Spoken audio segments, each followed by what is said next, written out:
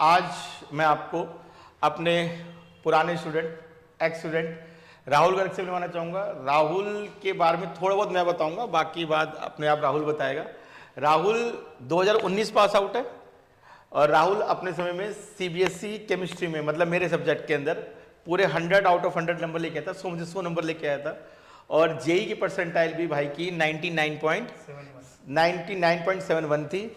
और राहुल ने बीटेक करा है कंप्यूटर साइंस से, NSIT से। और अभी अभी राहुल का एक सिलेक्शन हुआ है। अब राहुल अपने बारे में खुद बताएगा। So hello friends, my self Rahul Garg.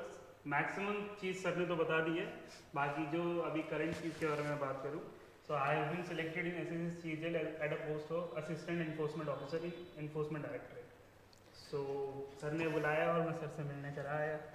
तो बेसिकली राहुल को बुलाने का मतलब ये था, जो मेन मोटिव था, ताकि हम आने वाले बच्चों को थोड़ा ये गाइड कर पाए कि अगर राहुल ने CGL करा है तो पहली बात तो ये CGL करने का विचार कहाँ से आया, और अगर कोई और बच्चा CGL करना चाहता है तो उसको क्या क्या प्रिपेयर करना है, कैसे कैसे करना है।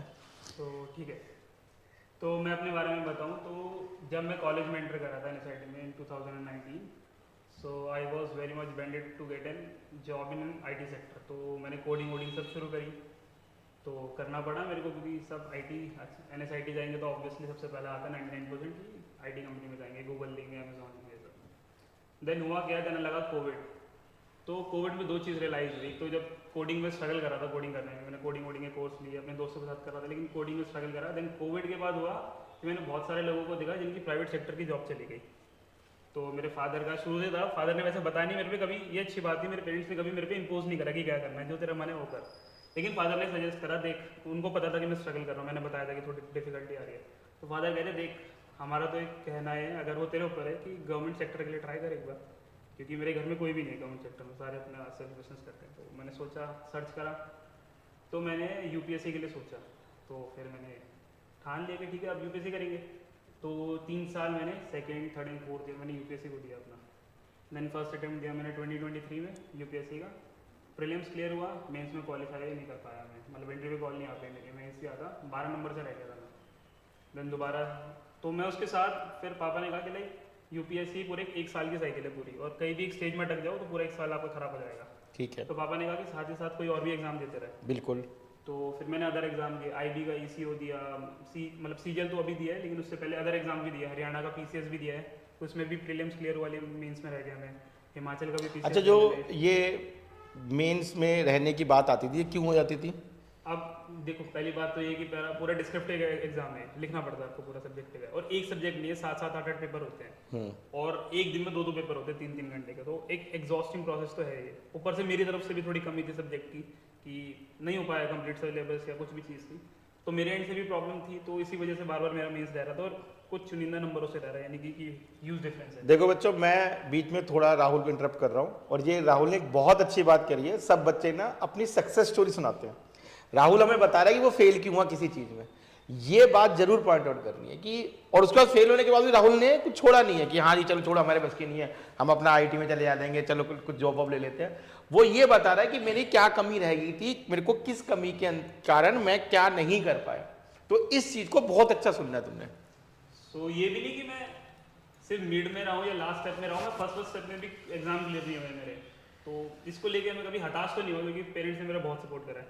तो ये तो मैं फर्स्ट चीज़ कहूँगा। तो देन बाद में मेरे को CGL के बारे में पता, हाँ सॉरी, उससे पहले 2024 का फिर प्रीलिम्स UPSC का फॉर्म निकला था, तो मैंने दोबारा UPSC का दिया, प्रीलिम्स दिया, प्रीलिम्स क्लियर हुआ, मेंस लिखने गया, अब दोबारा मेंस क्लियर नहीं हुआ, उसके अभी मार्क्स अभी पता लगेंगे, लेकिन मुझे पता है कि स्मॉल मार्जिन से रहा होगा दोबारा मेरा। तो उसी के बीच में मैंने डिसाइड करा था कि अब मेरे को जॉब चाहिए, क्योंकि फाइनेंशियल चीज़ तो थी थोड़ी बहुत की, और एक सिक्योरिटी का भी इशू था, और थोड़ा ना एक फोमो रहता है कि सारे दोस्त मेरे काम कर रहे हैं, 1-1.5 साल हो गया, तो उसके लिए भी था। तो फिर मैंने CGL का फॉर्म भरा, दिया, Tier 1 दिया, Tier 1 से ज़्यादा उम्मीद नहीं, लेकिन Tier 1 क्लियर हो गया मेरा, अच्छे खासे नंबर। एक मिनट, अब राहुल तुम्हें बता रहा है कि अगर तुम CGL का एग्जाम देना चाहते हो, CGL की फुल फॉर्म क्या है? हाँ, combined graduate level examination. Combined graduate level examination. इसके लिए तुम्हारा ग्रेजुएशन होना तुम्हारी है, मस्ट है। उसके बाद कैसे कैसे स्टेप्स चलेंगे वो बताने की कोशिश करें। मैं पहले CGL का बताता हूँ, देन SSC अदर भी एग्जाम्स कंडक्ट कराता है, उसके बारे में बताता हूँ आपको ना। तो CGL का Tier 1 सिलेबस क्या है, नॉर्मल सिलेबस है आपका, maths, reasoning, English and GK। और टीयर 1 में इक्वल वेटेज है, 100 क्वेश्चन आते हैं, 25-25 क्वेश्चन आते हैं। एमसीक्यू? MCQ sir. ठीक है, तो लिखना नहीं है ज्यादा। 60 मिनट है आपके पास, 100 क्वेश्चन है आपके पास। तो प्रायर कंडीशन मुझे जो लगता है, जितना मैंने अभी लोगों को देखा जो भी जिन्होंने निकाला है, कि जिनका मैथमेटिक्स बैकग्राउंड है ना, तो इस एग्जाम को निकालने के लिए उनको 6 महीने से ज़्यादा मेहनत करने की जरूरत नहीं है। बहुत बढ़िया। 6 से 8 महीने आप लगा डेडिकेटेड दो, ये है full मतलब fledged। जैसे हमें यूपीएससी के लिए ह्यूमैनिटीज के सब्जेक्ट भी चाहिए, इसमें नहीं है। इसमें नहीं, और यूपीएससी में एटलीस्ट 1.5 से 2 साल लगता है प्रिपेयर करने के लिए, अगर आप बिल्कुल स्क्रैच से स्टार्ट करो। लेकिन आप इधर, आपका मैथ्स का बैकग्राउंड है, आपने 12th तक मैथ्स कर रखी है, चाहे आपने बीटेक नहीं करी, कुछ और करी हो, लेकिन मैथ्स का बैकग्राउंड होना इसलिए इंपॉर्टेंट है क्योंकि आपका दिमाग खुल चुका होता है उस टाइम साइंस। बहुत बढ़िया। बेसिकली साइंस बैकग्राउंड अगर है तो बहुत, वालों को कॉम्पिटिटिव एडवांटेज मिलता है आपको यहाँ पे, क्योंकि दिमाग आपका खुल चुका है यहाँ पे करके, कैलकुलस आप इंटीग्रेशन ये सब। ये मैं बार बार कहता हूँ अपने बच्चों को कि साइंस लेके अगर बंदा फेल भी हो जाता है ना, तो भी बहुत बेटर है, उसका दिमाग खुल चुका है। और साइंस के साथ आपने अगर बीटेक और करनी तो सोने पे सुहागा वाली चीज है, क्योंकि बीटेक कुछ और ना सिखाए प्रेशर हैंडल करना सिखा देता है। बहुत बढ़िया। अच्छा, आगे? तो टीयर 1 में आपके 4 चीजें होती है, वो मैंने बता दी। देन टीयर 1 क्वालिफाइंग नेचर का है, उसके मेरिट में मार्क्स नहीं जुड़ेंगे। मेन आपका टीयर 2 है, 1 डे एग्जाम है, 1 डे शो है आपका, उस दिन देकर आओ और उस सिलेक्शन मिल जाएगा आपको। तो टीयर 2 मैंने दिया, मेरा था 18 जनवरी को मेरा टीयर 2 था अभी। देन उसका क्या है, 2 घंटे का पेपर होता है आपका, उसमें भी सेम सब्जेक्ट्स है, maths, reasoning, English and GK, बस वेटेज ऊपर नीचे हो जाता है थोड़ा, प्लस एक कंप्यूटर का एग्जाम है। ये भी एमसीक्यू है? ये भी एमसीक्यू है। ठीक है। कंप्यूटर का एग्जाम है, वो भी क्वालिफाइंग है, वो भी एमसीक्यू है। एंड देन उसके बाद होती है टाइपिंग, जो सिंपल टाइपिंग होती है, वो भी क्वालिफाइंग होती है। तो बेसिकली जो टीयर 1 है ना, टीयर 2 में कोई फर्क नहीं है। आपने टीयर 1 में निकाला, बस क्वेश्चन की इंटेंसिटी अपनी बढ़ा दो, टीयर 2 भी निकल जाएगा आपका, और देन सिलेक्शन बस। ठीक है, तो अभी जो पोस्ट मिली है उस सीजीएल के थ्रू और कौन कौन सी पोस्ट मिल सकती है? देखो सीजीएल के थ्रू अपनी 4 ग्रेड पे की पोस्ट है, 22, 2400, 28, 4200, 4200 एंड 4600। तो जो मेरे को अभी मिली है वो हाईएस्ट लेवल ही ये मिली है सीजीएल के अंदर, 4600 ग्रेड पे की। कितने मार्क्स पे मिली है ये टीयर 1 और टीयर 2 में? टीयर 1 तो क्वालिफाइंग है, उसकी मार्क्स नहीं। वैसे मेरे 200 में से 174 मार्क्स थे मेरे, तो और कट ऑफ 153 थे, तो 20 मार्क्स ऊपर ही थे मेरे कट ऑफ से। और टीयर 2 में मेरे 340 रॉ स्कोर थे, जो आफ्टर नॉर्मलाइजेशन लगभग 355 से प्लस गए, क्योंकि अभी मार्क्स नहीं आए, लेकिन ईडी की कट ऑफ ये वाली 355 गई है, तो 355 से ऊपर ही होंगे मेरे मार्क्स। तो ठीक है, तो इसमें जैसे हम जेई में करते हैं नेगेटिव मार्किंग भी होते हैं, वो भी है? हाँ, नेगेटिव मार्किंग बिल्कुल है, दोनों टीयर में नेगेटिव मार्किंग है। नेगेटिव मार्किंग भी है, ठीक है। और इसका कोई इंटरव्यू प्रोसेस है? नहीं है, सब पहले होता था 2022 में, बल्कि हमारे लिए इजी है इस टाइम, क्योंकि इस टाइम सब खत्म कर दिए। पहले 4 टीयर हुआ करते थे, अब 2 टीयर में काम खत्म कर दिया। उसमें से भी एक ही टीयर से आपका सिलेक्शन होगा, फर्स्ट ईयर आपका सिर्फ क्वालिफाइंग नेचर का है। ठीक है, और उसके बाद जॉब दिल्ली या बाहर? कहीं भी, वो आपके पर, बट डिफरेंट तरीके की जॉब है, दिल्ली बेस्ड भी है यहाँ पे और बाहर भी, वो आपकी लोकेशन के बेस पे डिपेंड करता है आपको कहाँ काम करना है। ठीक है। अच्छा, ईडी के अलावा और कौन कौन से पोस्ट बताइए? यहाँ पे अगर लेवल 7 देखना, जो अभी हाईएस्ट ग्रेड पे जॉब है, तो ईडी है अपना, enforcement directorate, then income tax inspector है आपका, एक्साइज है, कस्टम में 2 आते हैं, प्रिवेंटिव ऑफिसर एंड एग्जामिनर, जो पोर्ट्स पे होते हैं आपके। देन आपके एएसओज होते हैं, assistant section officer in MEA, minister of external affairs, CSS होता है, एंड देन आपका इंस्पेक्टर होता है नारकोटिक ब्यूरो, ये सब। तो ये कुछ है। और ये जब इसमें जब प्रमोशंस लगेंगी तो हाईएस्ट अपना हम एटलीस्ट, देखो थोड़ा करंट सिनेरियो भी थोड़ा स्लो है प्रमोशन के मामले में। जो पहले 10-20 साल पहले जो सीजीएल के थ्रू लगते थे, उनका थोड़ा प्रमोशन फास्ट हुआ था, लेकिन अब लोग थोड़ा गवर्नमेंट जॉब्स की तरफ आ रहे हैं, तो कंपटीशन भी है और लोग जल्दी जल्दी आ भी रहे हैं यहाँ पे, तो प्रमोशन थोड़ा स्लो है।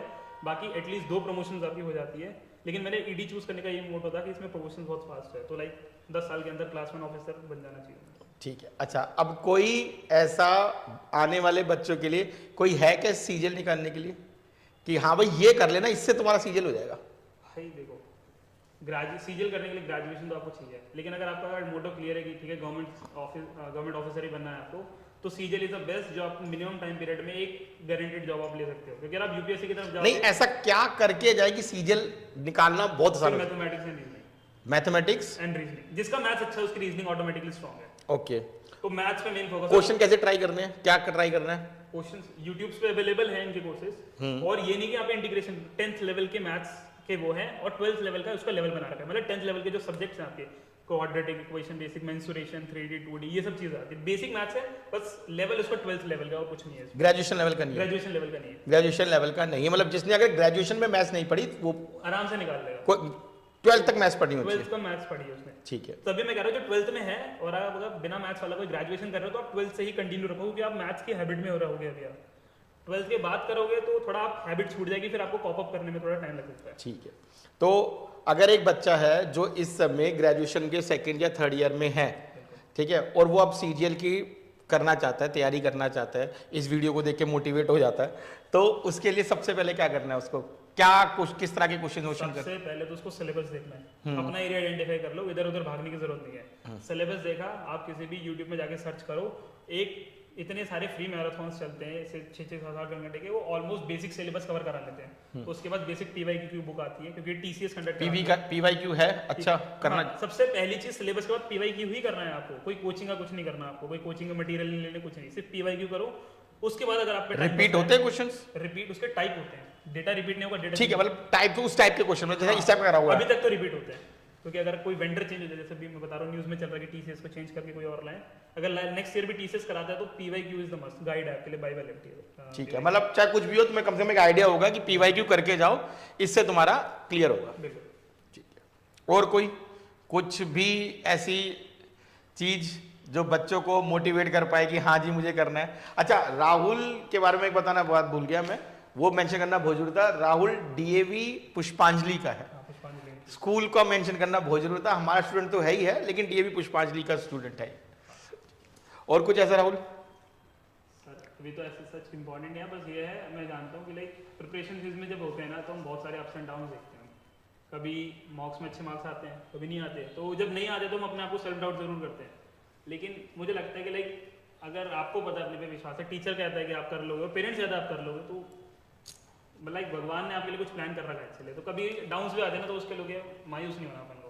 बस तो इन शॉर्ट राहुल ये कहना चाहता है कि कुछ कर रहे हो, कुछ नया ट्राई कर रहे हो, कुछ बनना चाहते हो, कोई सपना देखा है, अगर कामयाब हो जाओ तो कामयाबी दिमाग में मत चढ़ाओ, नाकामयाब हो जाओ तो वो नाकामयाबी दिल में नहीं बैठनी चाहिए। इन शॉर्ट यही है, ना दिमाग पे ना दिल पे, जो चल रहा है चलाओ उसको, बस गलतियों से सीखो, आगे चलते रहो। आप किसी भी लाइफ के स्टेज में हो, बी हम्बल भाई, क्योंकि जो भी दे रहा है आपको भगवान दे रहा है, और कभी भी छीन लेगा आपसे, तो कभी आपका कुछ है ही नहीं। बहुत बढ़िया, ठीक है राहुल, बहुत अच्छा लगा। Thank you sir. आप 2019 के बाद भी हमें याद रखा, हमसे मिलने आए। ठीक है, ठीक है बच्चों, फिर मिलते हैं।